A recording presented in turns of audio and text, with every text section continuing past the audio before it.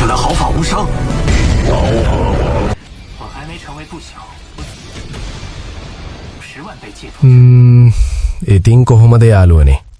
වෙනදා වගේම අදත් ගෙනාවා අලුත්ම කතාංගයක්. ඔයාලා හැමෝම හොඳින් ඇති කියලා මම විශ්වාස කරනවා. අපි අද කතා කරන්නේ ස්වෝලෝඩ් ස්ටාර් කතාමාලාවේ 205 වෙනි එපිසෝඩ් එක ගැන. කලින් කතාවේදී අපේ ලෝෆෙන් සහ මාස්ටර් ට්‍රූආන් පූර්වජ දෙවිවරුන්ගේ පාසලට ඇතුළත් වුණා මතක ඇති. එතනදී ඔවුන්ව දැම්මේ බෝහිනියා දූපතට. එතනදී කෝටි ගණනක් කුරුමක්කාරයෝ හිටියා. ඒ වගේම තමයි ඔවුන්ව අධීක්ෂණය කරන අධිපතියත් එතන හිටියා. ඒ දෙන්න විශ්ව අවබෝධය කියන උරුමය ලබා ගන්නවා. ට්‍රූආන් 4 වෙනි මට්ටමටත් ලෝෆෙන් 3 වෙනි මට්ටමටත් යනවා.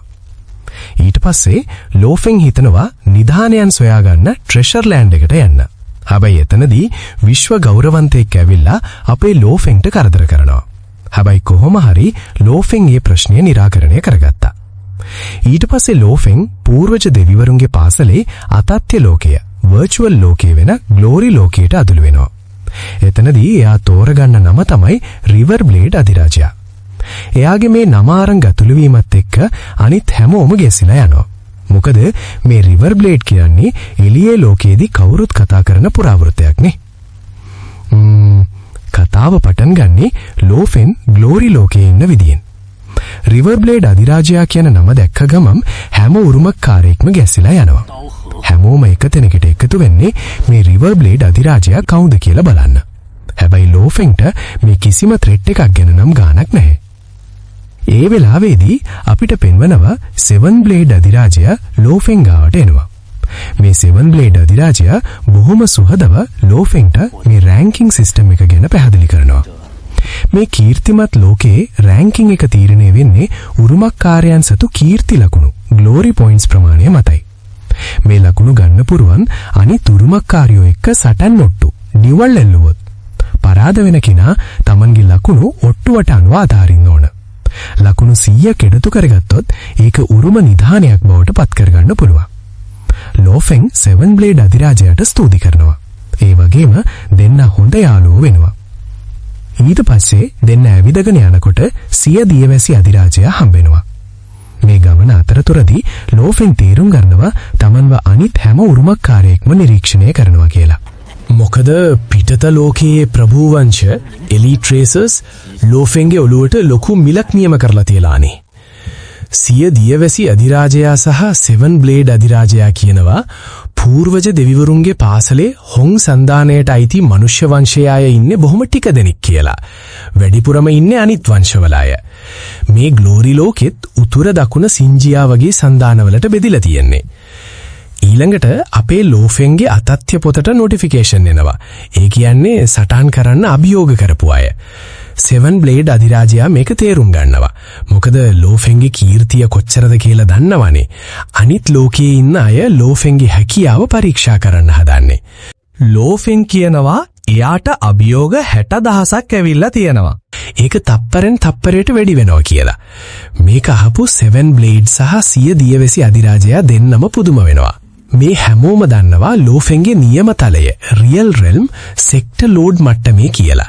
ඒ නිසා ඔවුන් හිතනවා ලෝෆෙන්ගේ නියම ශක්තිය එයාගේ නිධානයන් මිසක් එයාගේ ශක්තිය නෙමෙයි කියලා. 7 බ්ලේඩ් අධිරාජයා අපි යාට සත්කඩු අධිරාජයා කියලා කියමු. මොකද රිවර් බ්ලේඩ් සහ 7 බ්ලේඩ් පටලවා ගන්නේ නැති වෙන්න. මේ සත්කඩු අධිරාජයා ලෝෆෙන්ට කියනවා මේ සටන් ඔට්ටු පවත්වන්නේ සම්පූර්ණයෙන්ම සාධාරණ නීති යටතේ කියලා. හැම උරුමකාරයෙක්ගේම බලය අමරණීය දේහ අන්ඩායින් බොඩි මට්ටමින් සම තත්ත්වයට පත් කරනවා.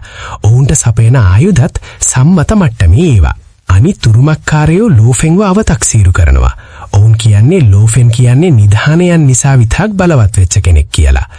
සිය දියවැසි අධිරාජයා ලෝෆෙන්ට අනතුරු අඟවනවා. මේ උරුමකාරයෝ කියන්නේ එක එක වංශවලින් ආපු දක්ෂම මිනිස්සු.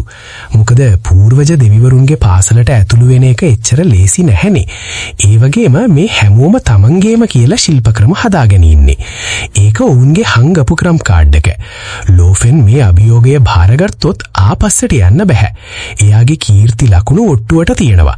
ලකුණු ඉවර වුණොත් එයාට තවත් ලකුණු ගන්න වෙන්නේ යුගයක් ගියාට පස්සේ.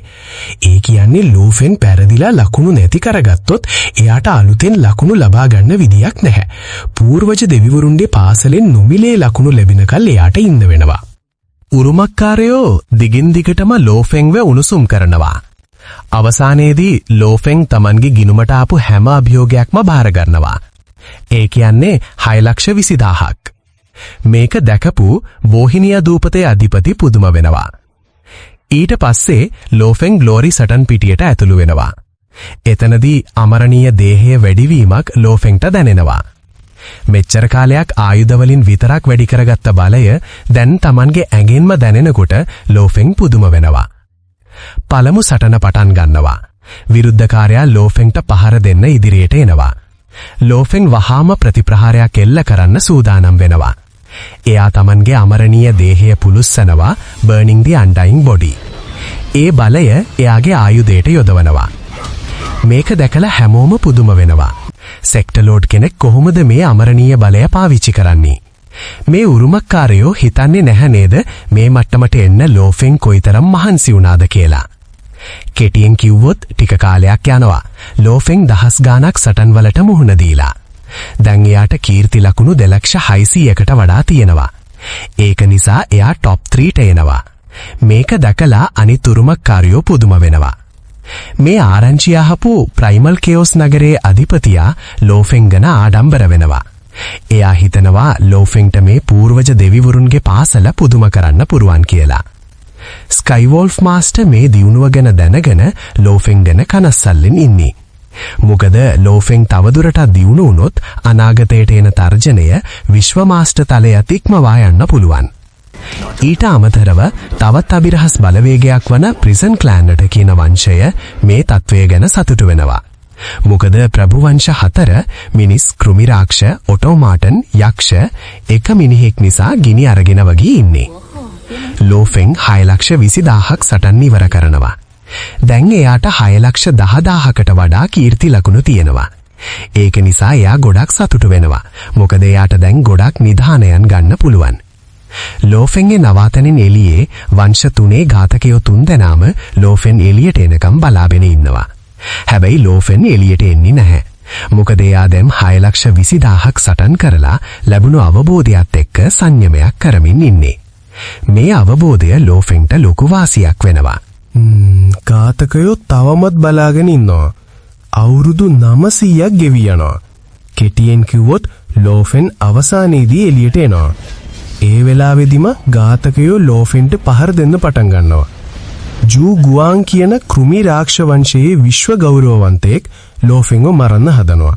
ඒ වෙලාවෙදිම මුස් වෙලින් කියන යක්ෂ වංශයේ විශ්ව ගෞරවවන්තයෙක්කුත් ලෝෆෙන්ට පහර දෙන්න හදනවා. මුලින්ම එයාගේ ආත්ම බලයෙන් පහර දෙන්න හැදුවත් ලෝෆෙන්ගේ ආත්ම ආරක්ෂාව සුපිරි නිසා ඒක අසාර්ථක වෙනවා. ඊට පස්සේ මුස්වෙලින් ලෝෆෙන්ව ගිල දාලා භෞතිකව මරන්න හදනවා. ඒත් එක්කම අරෝරා විලේ ආරක්ෂක පද්ධතිය මුස්වෙලින්ට පහර දෙනවා. මේ සටනින් පස්සේ ලෝෆෙන්ගේ නිධානයන් විතරයි ඉතුරු වෙන්නේ.